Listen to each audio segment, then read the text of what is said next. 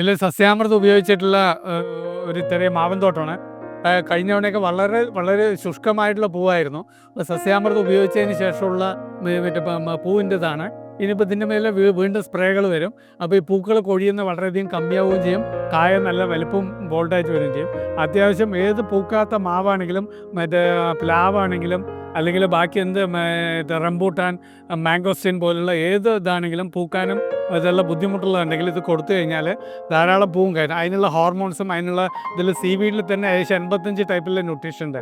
പൂക്കാനും അതിന് വേണ്ടിയിട്ടുള്ള ന്യൂട്രീഷനും ബാക്ടീരിയാസ് എല്ലാം കൂടെ കോമ്പാക്റ്റായിട്ട് ഫെർമെൻറ്റേഷൻ ചെയ്ത് വന്നിട്ടുള്ള ഇതാണ് മെനോറാണ് സസ്യാമൃത്. അത് ഉപയോഗിച്ചതിൻ്റെ ഒരു വ്യത്യാസമാണ്. നിങ്ങൾക്കത് കണ്ട് മനസ്സിലാക്കാൻ പറ്റും. കുറേ ഫാർമേഴ്സ് ഇവിടെ മുതലമട ഭാഗത്ത് ധാരാളം പേര് ഇത് ഉപയോഗിച്ചിട്ടുണ്ട്. ഉപയോഗിച്ചതിൻ്റെ റിസൾട്ടാണ് നിങ്ങൾക്കത് കാണുന്നത്. ഇതുതന്നെ വളരെ ചെറിയ തൈൽ തൊട്ട് തന്നെ അത് ധാരാളം പൂക്കൾ വന്നു തുടങ്ങി.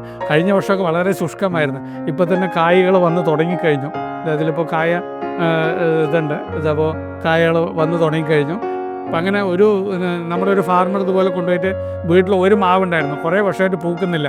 ഉപയോഗിച്ച് അന്ന് സ്പ്രേ കിടന്ന ആ വർഷം മാത്രമേ 250 മാങ്ങ ഇന്ന് കിട്ടിയെന്നുണ്ട്. വളരെ സന്തോഷം. അപ്പോൾ അദ്ദേഹത്തിൻ്റെ റിലേറ്റീവ്സും പലരും വന്ന് സാധനം വാങ്ങിച്ചുകൊണ്ട്